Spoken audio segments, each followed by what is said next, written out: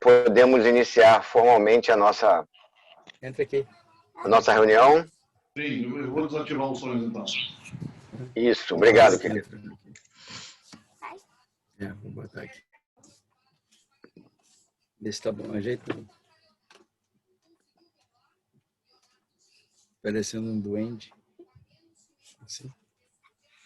Eu ativei meu som, mas eu acho que tem mais alguém aí também falando. Só um minutinho. Presidente, a palavra é sua. Boa tarde a todos. Bem-vindos a essa reunião do Rotary da Tijuca. Nessa época próxima ao Natal, nós estamos, bem dizer, dando essa inovada, porque hoje é dia 23 e nós teremos reuniões hoje, 23 e 30 de dezembro. Não deixando de ter nossas palestras e assim mesmo abrindo um espaço para interação hoje com o Papai Noel. Só que eu estava revendo aqui, que eu vejo no celular, o nosso Papai Noel ainda não tinha entrado na sala. Não é o Marcelo, não. É um outro Papai Noel. Vamos aguardar. Espero que não tenha acontecido nada com ele nem com o Trenó. E pedir ao Tássio para que inicie formalmente a nossa reunião tocando o sino, Tácito, e nos apresentando a bandeira nacional, por favor.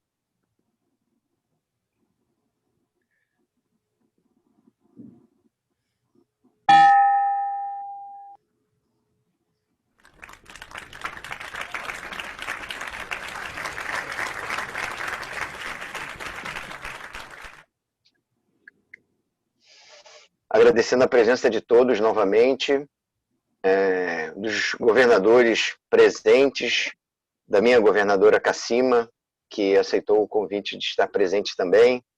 Disse-me ela que estaria essa semana e semana que vem. Muito bom.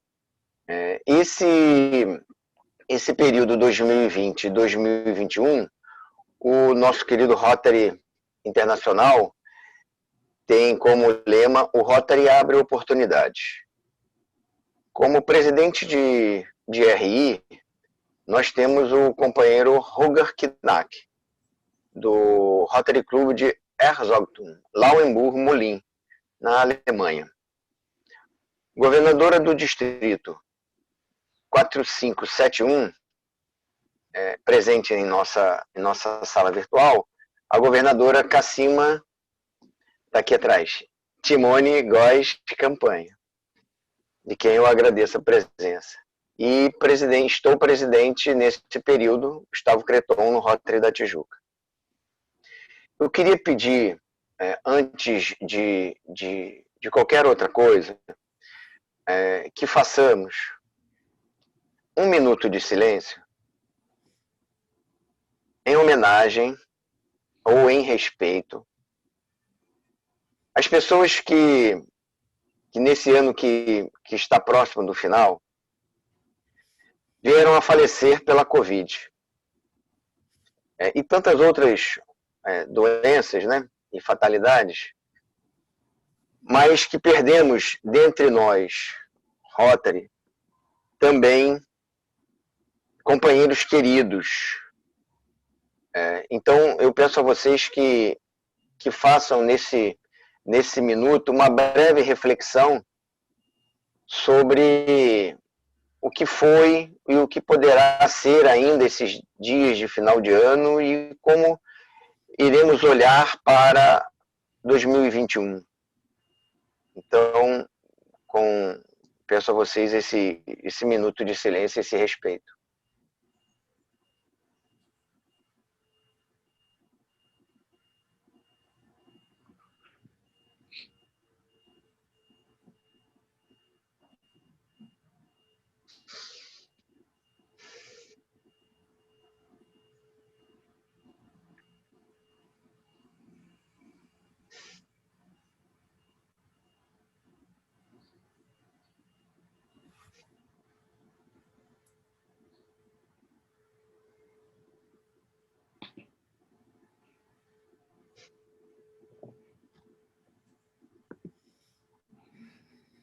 Obrigado.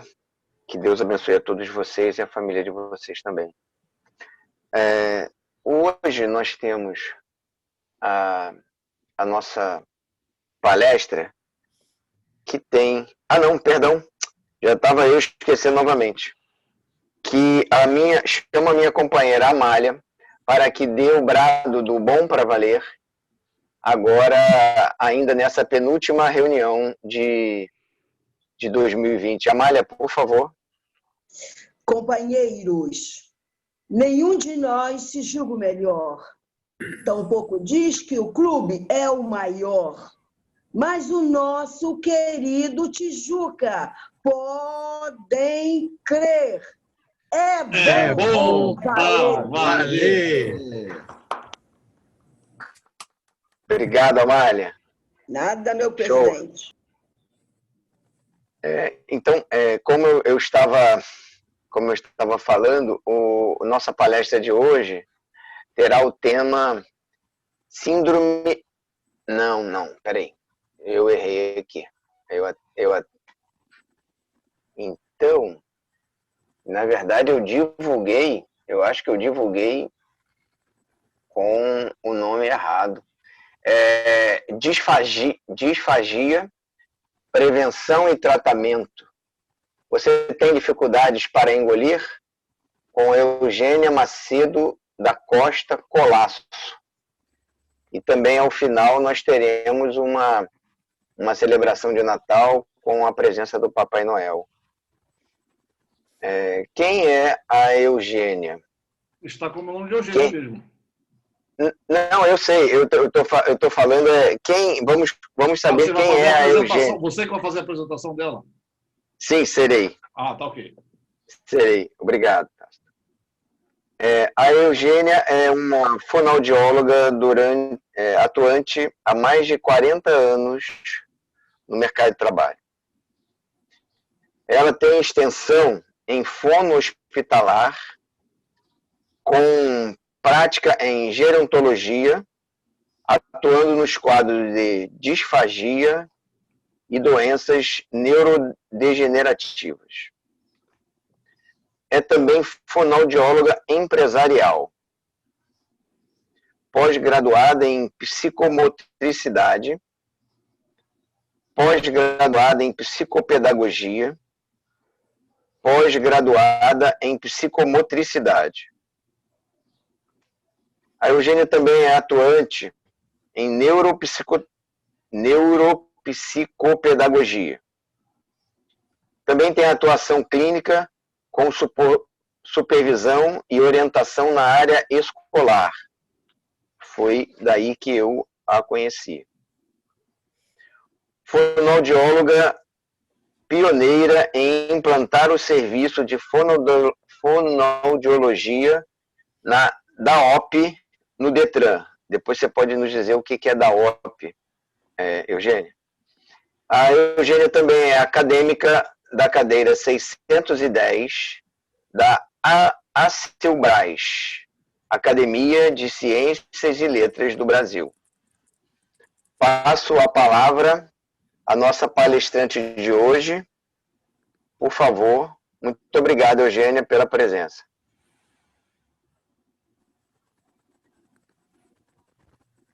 Boa tarde. Tá tudo ok aí no som, Gustavo? Tá? Boa tarde, pessoal. Eu tenho muito prazer em estar aqui. Agradeço o convite do Gustavo. Eu sou uma fonoaudióloga apaixonada pela minha profissão, entendeu? Então, eu levanto a bandeira da fonoaudiologia em todos os segmentos, né? A importância da fonoaudiologia na vida de todos nós e muitas vezes que as pessoas não têm nem ideia de que um fonoaudiólogo está atuando naquele segmento. Então, a fonoaudiologia ela atua desde o neonato até o idoso, em vários segmentos, saúde do trabalhador, da criança, da infância. Então, é assim, extremamente extenso a área de atuação dentro de cada especialização específica. Quando o Gustavo fez o convite, me solicitou um tema, eu pensei na questão da disfagia, por quê? Porque a gente está em época de festas, as pessoas estão comendo, bebendo, né? E a gente sempre encontra Eu observo muito as pessoas no ambiente que nós convivemos, assim, social, né? Não só profissional, mas o social também. E a gente observa que a maioria das pessoas, assim, depois de uma determinada faixa etária, apresenta algum sinal de disfagia. E você, às vezes, está num restaurante, não nessa época de pandemia, mas em outro momento, você está num restaurante, você está observando que aquela pessoa ali tem sinal de disfagia, não tem como abordar pessoalmente.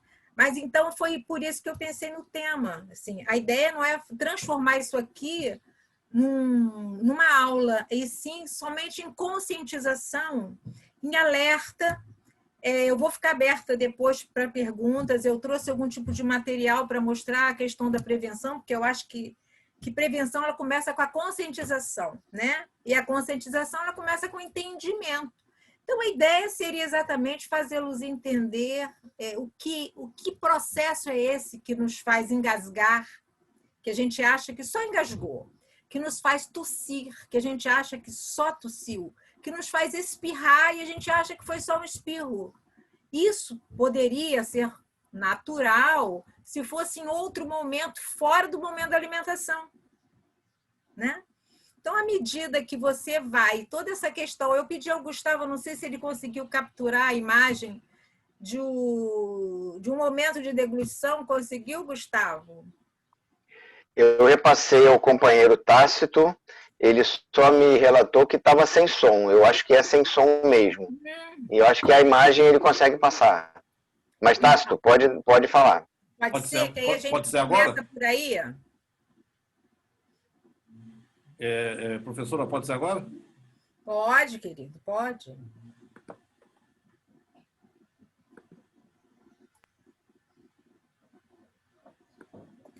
A gente vai vendo aí a entrada do alimento na boca.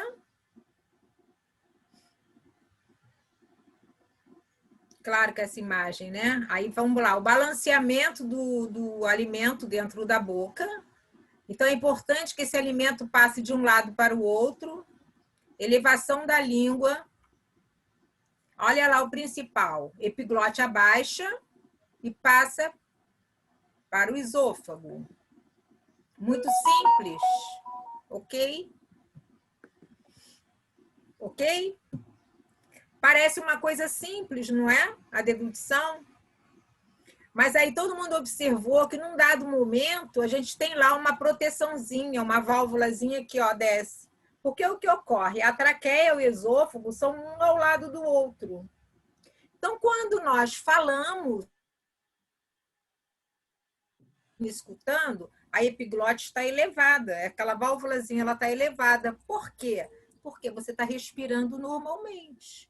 Então, nesse momento agora, todos vocês estão desprotegidos se fosse engolir alguma coisa.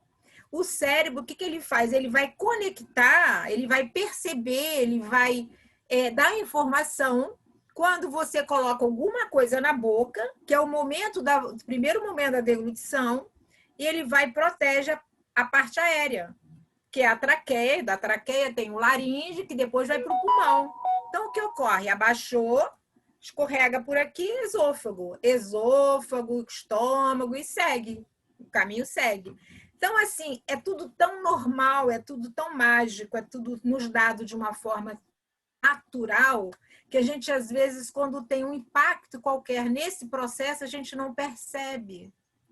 Então, você está comendo e você tosse. O que aconteceu? Teve um escape. Mas quando você tosse, a tosse é o quê? A defesa. Percebeu, o músculo reagiu, pá, jogou para cima. Ok, se protegeu, mas alguma coisa não vai bem, porque você não pode estar comendo e estar toda hora escapando. Muitas vezes você está comendo e quando acaba falando, nossa, eu começo a espirrar. Por quê? Porque está subindo, está em nasofaringe, em vez de tá subindo, em vez de estar descendo, a parte desse alimento sobe. Aí a pessoa espirra.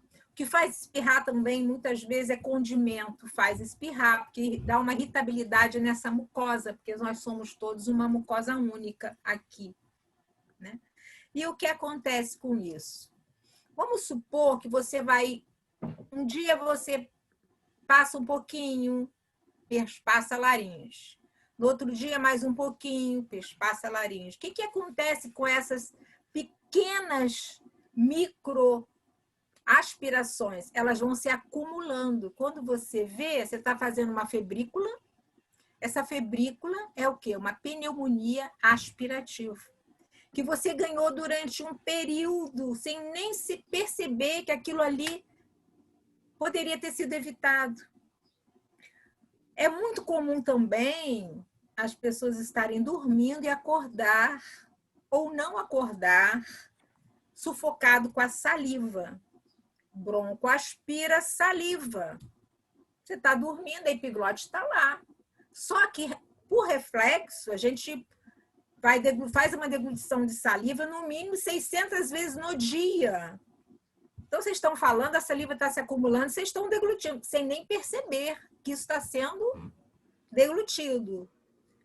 Quando está dormindo, muitas vezes perde a conexão, bronco aspira saliva. Então, qual é a ideia? A ideia é trabalhar aqui um alerta. Não é temorizar, não é aterrorizar, não é, mas pelo menos um alerta. Se eu conseguir, a partir dessa reunião de hoje, fazê-los multiplicadores desses alertas, para mim, já está ok, já fiz meu papel, que eu acho que a gente aqui, enquanto pessoa, enquanto profissional, a gente tem por obrigação sermos multiplicadores de alguns, não só valores, mas de conhecimento. Porque se você tem um conhecimento, detém ele, independente daquele seu conhecimento, seu ganha-pão, vamos colocar assim, profissional, né? Mas, independente disso, nós temos que ser multiplicadores desse conhecimento, uma vez que é uma prevenção de vida, prevenção, entendeu? Então, vamos lá. Quando a gente vai alcançando uma idade, então, com certeza, muitos de vocês têm um amigo, um parente, já no início dessa demência, que é um Alzheimer, por exemplo. Então, é muito comum no Alzheimer, no Parkinson, na demência senil, que é comum na idade, vai chegando, né? E a gente não entende por que, de um período para cá, essas doenças neurodegenerativas parece que elas aumentaram. Eu trabalho há muitos anos e eu não vi há 30 anos atrás tantas questões degenerativas como acontece agora. Dizer que eu tenho resposta? Não tenho, não sei. Mas eles estão realmente num índice muito maior. Então, uns trabalham dizendo que é alimentação, né? Cada um trabalha dentro de uma linha aí, que aí não é do meu domínio, eu não vou explanar porque não é do meu domínio. Então, a ideia, quando eu coloquei aquela deglutição, é passar para vocês assim, como é que começa essa deglutição. Então, a gente coloca o garfo, virou pela frente, então corta com os incisivos, parece que está me ensinando a comer? Não, ensinando a pensar. A pensar, nem ensinando, só dando um toque. O alimento vai, a gente tem que balancear o alimento de um lado para o outro. Essa língua, ela eleva, o alimento cai. Quando chega na base da língua, ele empurra. Toda essa parte que a gente chama de a parte oral, ela é toda voluntária. Você degusta, sente o paladar. Quando vem uma comida ou um cheiro que você gosta, você já atravessa o que a gente chama de deglutição antecipatória, porque saliva, porque estimula, né? Estimula a saliva. A gente precisa da saliva também para formar esse bolo alimentar. Quando a gente empurra esse alimento para trás, pronto, já perdeu o domínio. Enquanto está dentro da boca, está no seu domínio. Quando passou, você já perdeu o domínio. Porque é involuntário. Porque começa a entrar em fibra lisa, e mesmo que você queira voltar, por isso que a tosse é importante. Então, se você tem o que te protege de uma broncoaspiração, é a tosse. Muitas vezes a tosse vem e não consegue colocar tudo para cima. Ela é fraca, musculatura mais flácida, hipofunção de musculatura, cabeça e pescoço, olha, garganta, traqueia, laringe, e tudo isso tem que estar harmonizado. Então, você pega um paciente com Parkinson, então ele fica mais rígido, um Alzheimer fica mais rígido, a musculatura corresponde pouco. Aí o fonoaudiólogo vai ali para manusear, para trabalhar, para fazer com que aquilo responda de uma forma melhor. Mas vai chegar um momento que essa conectividade com essa parte cerebral a gente já não vai conseguir mais. porque é o avançar normal. Então, a ideia é assim, nossa, eu nunca pensei que a língua é importante. Então, se você tem exercícios de língua, por que a língua é importante? Porque a base da língua tem que estar forte para empurrar o alimento para trás. Caiu aqui, voltou o vídeo. Não, ele que voltou o vídeo.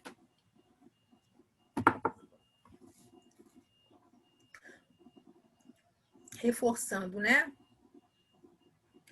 Assistindo o vídeo novamente, língua, empurrou, olha lá, a língua eleva, a base empurra, epiglote protege, olha como é uma paredinha do lado da outra. Simples, obrigada, reforçou a fala. Então, e a ideia é essa, trabalhar o quê? Trabalhar a musculatura, pensar se está acontecendo alguma coisa. Se estiver acontecendo, vamos fazer uma avaliação. Eu estou tossindo demais, eu estou engasgando demais, eu estou espirrando demais. Vou conversar com o meu médico, dependendo da faixa etária, vou conversar com o meu geriatra, senão vou conversar com o meu clínico. Vou fazer uma avaliação, ver o que está acontecendo comigo. Vou trabalhar na prevenção antes que isso piore. Entendeu? Então, a ideia é exatamente essa. Não é dar aula de anatomia, falar da musculatura em si, falar dos pares cranianos que são responsáveis, que isso aí seria uma coisa assim chata, não só por conta do entendimento, mas porque foge. Eu acho que a ideia é realmente somente trabalhar o alerta, trabalhar o entendimento. A conscientização disso, quanto é importante o comer dessa forma. Nossos pais, nossos afins, nossos queridos, a gente tem por obrigação cuidar. Nós temos também disfagia em criança, viu, gente? Em adolescente, os neonatos prematuros, eles desenvolvem, mas não é o caso aqui que eu quero trabalhar. Eu trouxe aqui uma coisinha, que é uma coisa simples, observem isso. Um copinho, um canudo. Eu vou soprar. O que eu estou fazendo com isso? Estou trabalhando fortalecimento de traqueia, ó, fortalecimento dessa musculatura. Eu estou fortalecendo essa região para quê? Para que eu consiga ter força. Se eu tiver com essa musculatura em hipofunção, aí eu consigo fazer com que ela corresponda quando eu for tossir. Porque a tosse também é um reflexo. Se não tem um copinho, eu tenho uma garrafa. Ó, estou no meu trabalho, não lembrei, mas eu vou fazer aqui uma garrafa de água simples. Eu tenho uma paciente que o filho comprou uma mangueirinha, eu achei bem legal. Mangueira, ele foi numa casa de construção, comprou aquela mangueirinha transparente, falou comigo, doutora, isso serve? Eu falei, nossa, que ideia maravilhosa. Eu comprei a ideia para mim. Então, porque a gente trabalha o canudo como? A gente vai ter uma pressão, o canudo, a água mais embaixo, o canudo mais embaixo, no meio e em cima não na superfície, em cima bem próximo. Porque cada posição desse canudo aqui é um tipo de pressão que você vai fazer. Porque aí você vai trabalhar a pressão subglótica. Então, você vê que você faz isso, ó. Tem uma pressão. Uma pressão. Isso daqui fortalece aqui. Isso ajuda na deglutição e no fortalecimento da musculatura. Quem pode fazer também, isso aqui é mais clínico, ó. É um aparelhinho que chama Respiron. Então, se a gente puxa esse Respiron, a gente inspira.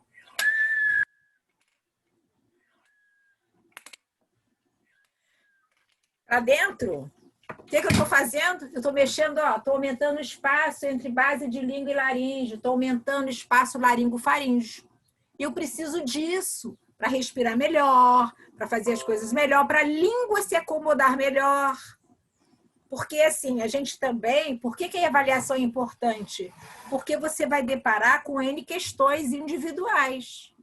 O paciente pode ter uma hiperadenoide, ele pode ser alérgico, pode ter um desvio de septo, essa inspiração e expiração pode estar comprometida, pode ser extremamente alérgica, então a língua se coloca para frente, porque ela precisa de espaço para respirar. E aí você vai querer que essa língua fique lá atrás, se ela ficar lá atrás, ele fica sem ar. Por isso que a questão da avaliação individual é muito importante. Então, a ideia era exatamente essa, só assim, tocar um sino na questão da deglutição, mastigação, nessa ingesta, quanto é importante. Então, época de festa, assim, nossos idosos, né, nossos queridos mais próximos. Minha mãe tem 93 anos. Eu digo para ela, não pode comer farofa, porque a farinha, que acontece? A farofa, ela cola em valécula e você não consegue. Ela come a farofa dela. Não adianta a gente falar, né? Folha, a folhagem, ela também cola em valécula. Tudo que pode colar casca, bagaço, fio, todo alimento que gera alguma coisa que possa colar em valécula, ele pode fazer você tossir. Então, a ideia é somente a prevenção da broncoaspiração. A broncoaspiração, ela leva ao óbito. O idoso está bem, broncoaspira, dependendo do que ele broncoaspira um sólido, direto para o pulmão. Dali ele vai ser entubado e, dependendo da condição clínica geral dele, não tem recuperação. Quer dizer, o que levou para um CTI de uma intubação foi a broncoaspiração. E o que levou ao óbito foi outras questões que se complicaram a partir da broncoaspiração. Então, gente, eu estou aqui disposta. Não sei se eu falei pouco, se eu falei muito. Não estou controlando o tempo. Não sei, Gustavo. Eu quero responder perguntas, eu quero trocar. Estou aqui disponível para vocês. Eugênia, se você quiser fazer uso mais de alguns minutos, é possível. Não, então, vocês querem interagir, trocar, Gustavo? Então tá. Alexandre está ali de dedinho. Nós temos 2 inscrições já. Sim, sim. Então o Tácito faz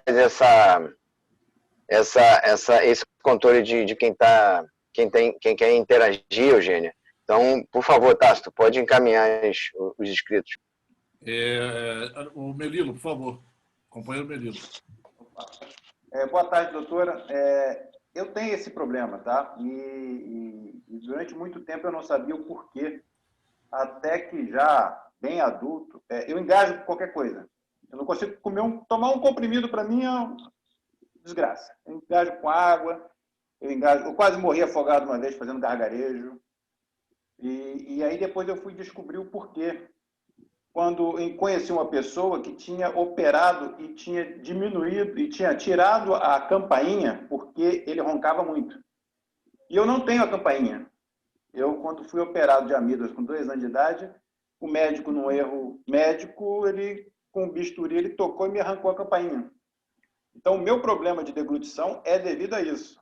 Tá? Então, para vocês terem uma ideia, quando eu vou comer alguma coisa, eu sou obrigado a tampar minha respiração para engolir. Eu acredito que para vocês isso seja automático, para mim não. Toda vez que eu vou engolir alguma coisa, eu sou obrigado a tampar minha respiração e engolir. É lógico que assim, isso aconteceu com 2 anos de idade, de lá para cá eu aprendi a fazer isso meio que auto-reflexo.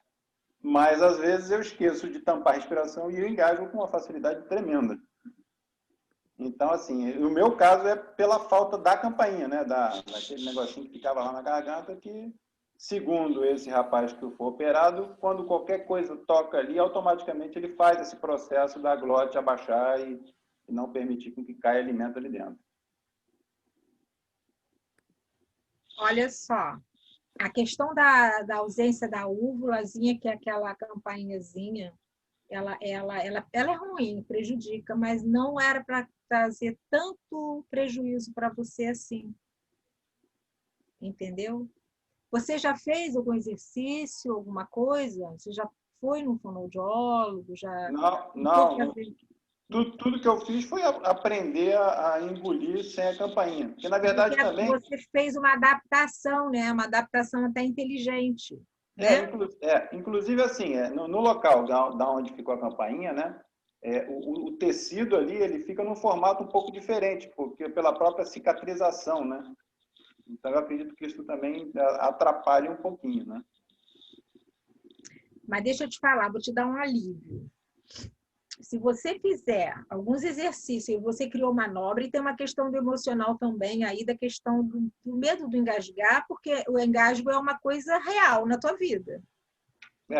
Engasgar é muito ruim, porque você falou, eu quase morri afogado, gargarejando. Por quê? Porque você sufoca. A ideia é exatamente, você tem uma ideia de a pessoa, é como se estivesse afogando mesmo. Essa é a sensação. Então, o que acontece? Quando você vai gargarejar, assim, na realidade, o que você precisa nem é da úvula, é somente a epiglote abaixada. Porque a água vai e volta, vai e volta, vai e volta, vai e volta, entendeu? Então, alguma coisa nessa manobra aí, controle de respiração com deglutição, é que deve estar fazendo esse epiglote elevar. Uma coisa importante que eu não falei agora, por exemplo, falar durante a comida.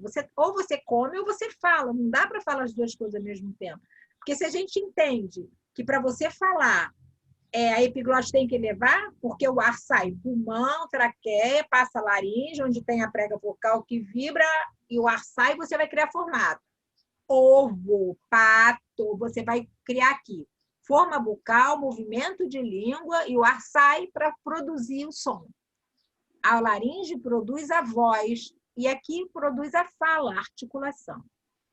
Então, se você, por exemplo, estou explicando isso, explicando o contrário, né? Essa saída. Então, falar e comer, nem pensar, não dá para fazer os dois. Para falar, a epiglote tem que levar para o ar sair. Para comer, a epiglote tem que abaixar, para a comida passar. Então, o que acontece? O cérebro, quando você dá dois comandos, ele não sabe o que ele vai fazer. Ou ele vai abaixar para te proteger, fazer a proteção da tua via aérea, ou ele vai elevar para você, a tua intenção de fala. Então, pelo que você está falando, o que está acontecendo aí é uma questão de controle de respiração com deglutição. Esse exercício é um exercício bom para você, sabia? Você procura fazer... Vou comprar uma língua de sogra. A língua de sogra, ela é boa, sabe para quê? Para fazer vedamento labial. Você está brincando, mas é verdade. Não, eu sei. Eu tive parentes que tiveram problema de pulmão e eles utilizavam também essa soprar dentro da garrafa com água. E o que a sogra é tão falada assim, né, gente? É porque a língua cresce, né? A sogra fala muito, né? Então, a língua de sogra, eu sou sogra, tá, gente? Então... Então, você colocou... Então, o que você faz? Você faz a oclusão. Quando você oclui aqui, você traz toda uma musculatura para frente. A gente faz um movimento que a gente chama de concêntrico. Segura, mantém. Todo movimento que você faz de sustentação de musculatura é estímulo. Você mantém, segura. Ao mesmo tempo, você está fazendo uma expiração, porque você sopra. Esse que eu dei é de inspiração. Esse que eu dei é para abertura aqui, ó. É diferente. Inspira. Esse é de expirar. Mas expirar com pressão. Ele aumenta a pressão subglótica. Ele melhora a beça, bastante coisa. Então, assim, cada parte que você colocar na água vai ser uma pressão diferente. Agora, por que isso é muito individual? Porque, por exemplo, não é o caso de vocês do que eu estou vendo, mas, por exemplo, tem paciente que usa válvula. Paciente que usa a válvula, a gente não pode criar pressão, a gente tem que ter alguns cuidados. Isso aqui não é para fazer exacerbadamente, mas pode fazer todos os dias, 2, 3 vezes ao dia, sem problema nenhum, entendeu? Mas aí tem que considerar questões cardíacas, outras questões, de questão de esforço, né? Mas eu te falar, voltando para você, exercício de fortalecimento de base de língua faz Você joga a língua para trás e fortalece. Olha aqui, ó. Eu estou fazendo um K sem som. Estou fazendo um G sem som.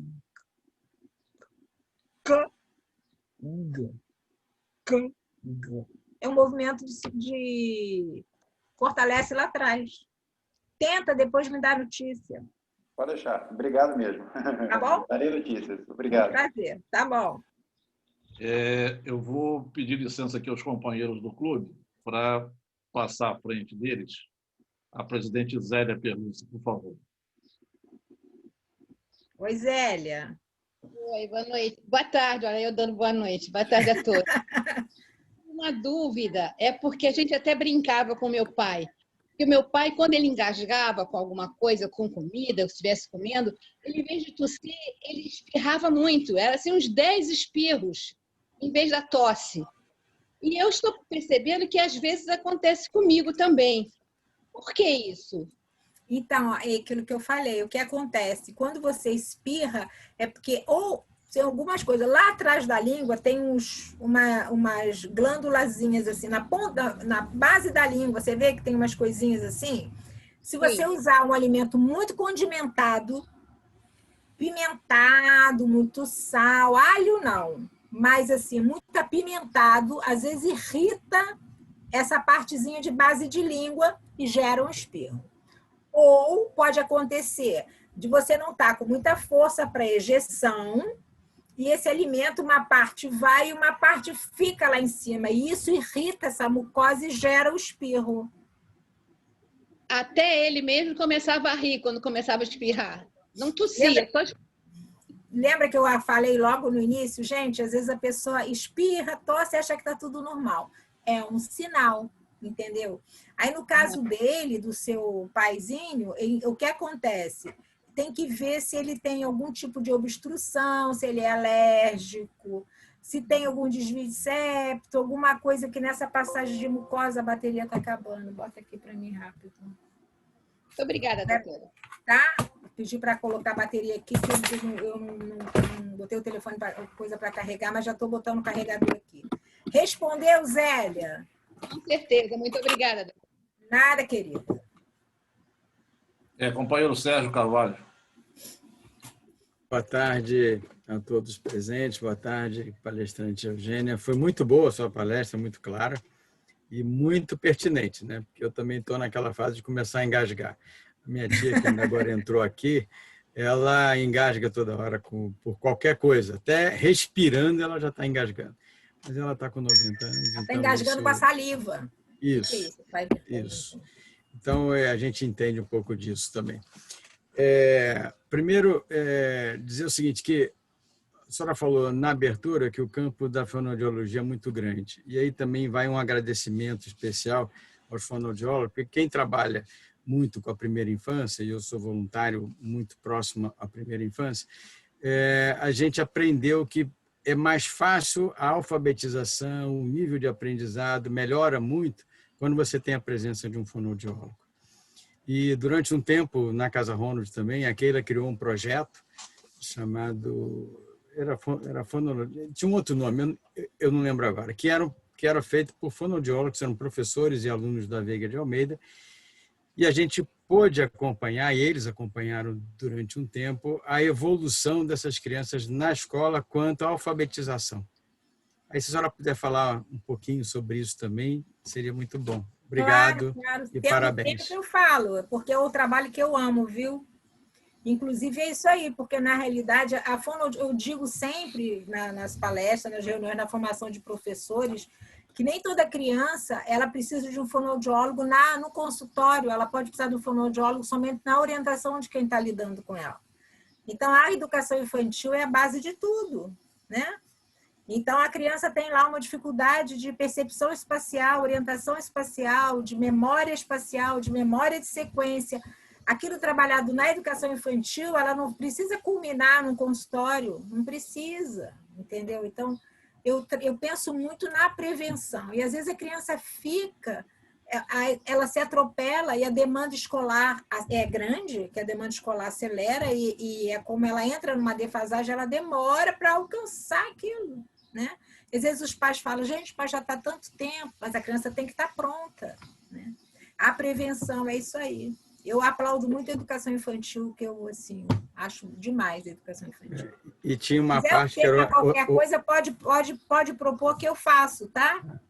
Só para complementar, realmente tinha uma fase, uma etapa, que eram alguns horários, eram por idade diferente, mas tinha uma parte que era junto com os pais para que eles pudessem continuar essa orientação. Obrigado. Nada, querido. Governador Newton Amaral, por favor. Que bom que foi rápido, Tácito. Parabéns pela palestra, doutora Eugênia, né? Eugênia. Eugênia. E Olha, tudo que você falou parece que eu sinto. Tudo, tudo, tudo. Porém, além disso, me aconteceu hoje de aparecer um soluço durante a refeição. Então, eu descobri isso hoje e eu acho que muitas das situações que eu convivo é por causa da falta de tranquilidade para fazer a refeição e tudo mais. Sempre é tudo correndo e tudo mais. Então, isso aí acaba ocasionando algum dano qualquer. E, além disso, além do momento da refeição, os engasgos naturais e tudo mais. E eu fui uma vez ao médico e ele disse para mim, Nilton, você sente isso, sente aquilo? Toda vez que você for falar, for fazer alguma coisa, for palestrar e tudo mais, tenha sempre 1 ou 2 copos de água ao lado para você não deixar de estar sempre tomando um gole.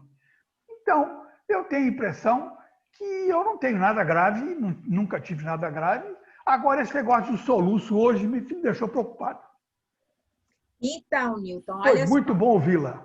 Olha só, o soluço é o movimento, é o espasmo involuntário do diafragma. Né? Então, o diafragma tem um espasmo e é involuntário, você não controla, simplesmente vem. Existem algumas manobras que para uns funcionam, para outros não. Né? Que seria você inspirar, o diafragma é um músculozinho assim, quase que triangular, que fica logo aqui perto do externo.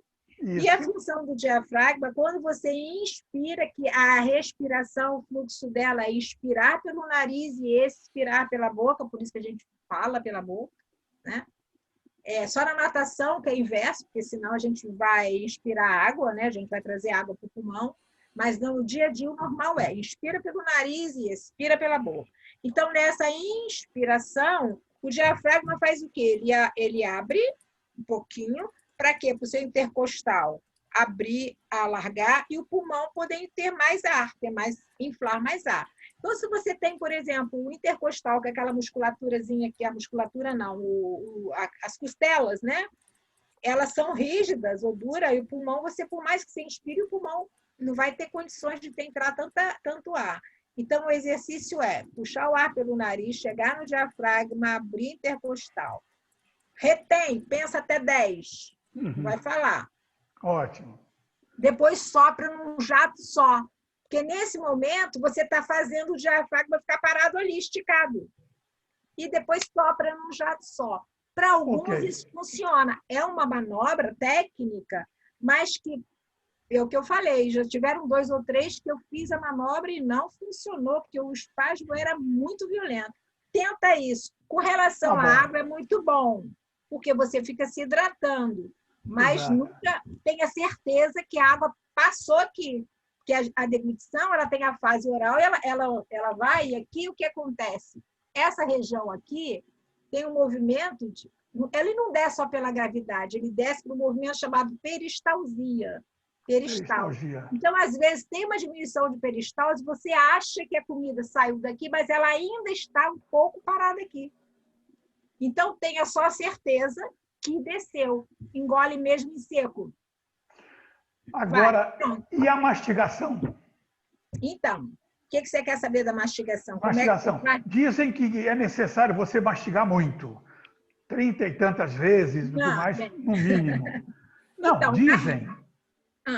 Agora, com a minha pressa, eu não consigo mastigar muito tempo, é lógico. Não, porque então, depende também pode do dificultar. alimento, depende da sua condição, das condições. Então, na realidade, o certo da mastigação é cortou com o incisivo central, por isso que os dentes da frente são pontudos, são assim, afiados. Exato. Os de trás, eles são panelinhas para triturar. Então, você corta, tritura.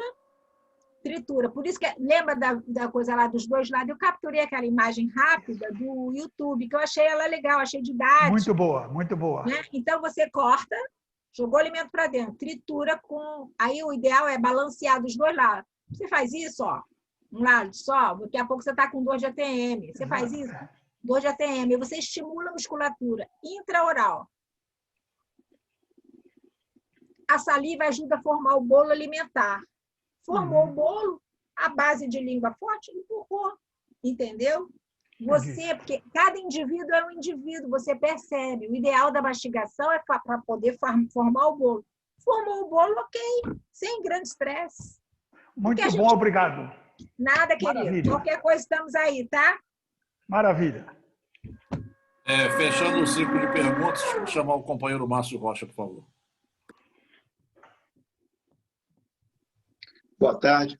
Excelente palestra, doutora Eugênia Colasso.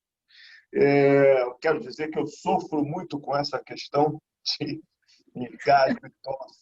E aí procuro ler um pouquinho, estudar, mas até hoje, há 20 anos pelo menos que eu sofro com isso e não aprendi nada. Enfim, eu queria indagar da senhora. A senhora citou uma questão que pode concorrer para isso, que é o desvio de septo. Eu também já li a respeito de outros dois, vamos dizer assim, problemas que também poderiam concorrer. Eu queria que a senhora discorresse um pouco mais a respeito desse sistema e até onde que essas questões podem concorrer para a espécie de tosse, de engasgo, de espasmo que a pessoa tem. Então, a gente já tem mais ou menos aí uma linha de pensamento dentro dessa lógica que eu estou falando. O desvio de septo, eu li um pouco sobre o refluxo e a hérnia de hiato. Hérnia Então, de hiato. Me parece que são problemas que podem concorrer para esse engasgo, para essa tosse, para esse espasmo. O que a senhora poderia rapidamente esclarecer? Vamos lá. Eu citei o desvio de septo quando ela falou do espirro. Porque o desvio de septo, o que acontece? O desvio de septo, o septo é isso aqui, né? Esse ossinho, que na realidade não é um osso, é uma cartilagenzinha.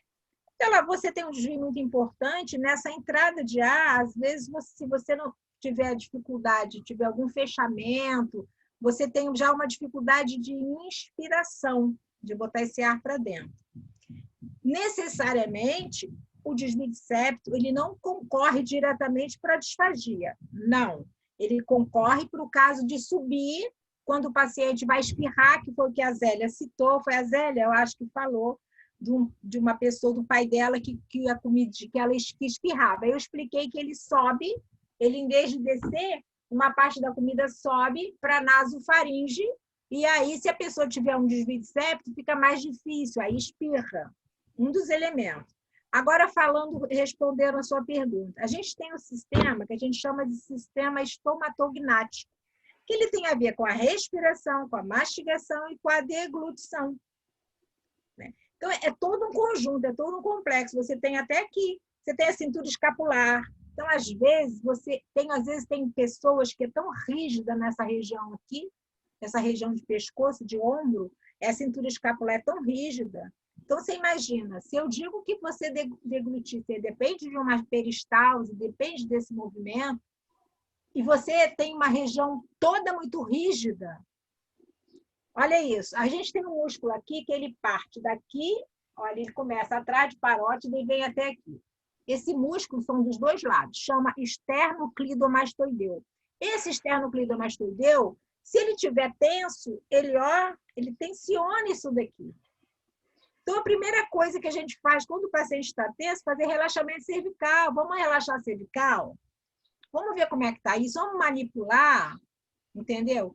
Então, inclusive, é bom para a idade, né? Porque a gente tem que fazer elevação, anteriorização de um lado para o outro, tá o tempo todo com essa musculatura aqui em harmonia. Porque se a musculatura estiver rígida, se estiver muito tenso, aí você já está prejudicando a sua deglutição. Saber se você está com uma peristalse saudável, se está movimentando direitinho, né? Com relação ao refluxo, que a gente chama de refluxo gastroesofágico. O que acontece com o refluxo? Você come, né? E ele retorna. Então, o paciente que tem refluxo, ele sente queimação, né? O que acontece é que muitas vezes, dependendo, porque o que ele retorna no nosso estômago, a gente tem uma enzima própria para receber o alimento. É tipo de um ácido que vai fazer a digestão, né? Então, esse ácido, ele está ali numa condição que é o ambiente dele. Agora, quando isso sobe, ele sobe para uma condição que não é o ambiente dele. Por isso que sobe queimando, a pessoa sente queimando, porque sobe realmente, literalmente, o ácido que está no estômago. E dependendo da altura que ele sube, ele chega lá em prega vocal, ele chega em laringe. Então, muitas vezes, a gente, quando vai ver um exame de uma estroboscopia, o paciente, às vezes, chega ao consultório com problema de voz, eu estou rouco, aí você pede lá, vamos procurar um otorrino, vamos procurar, porque cada profissional, né? Vamos procurar um otorrino, vamos ver se o otorrino pede um exame, aí ele pede lá uma videoestroboscopia, que é você ver a mobilidade prega vocal. Quando você pede o CD, você vê direitinho a prega vocal esbranquiçada. O que é aquilo? O ácido subiu, queimou a prega, queimou no sentido de... Então, gera uma rouquidão. E se eu digo para você que o laringe está aqui, olha, no meio da tua traqueia, né? E o teu esôfago está atrás, né? O esôfago é coladinho, parede com parede, né? Então, esse refluxo, ele prejudica nisso. Então, qualquer coisa que acontece do lado dessa parede, da parede responsável, ele pode... Por isso que, às vezes, a pessoa fala, eu tomei gelado, eu estou ficando rouco. Não, a água não vai pela traqueia, não passa por ali, não passa pelo teu laringe, mas é tão próximo que ele gela também o lado de cá, entendeu?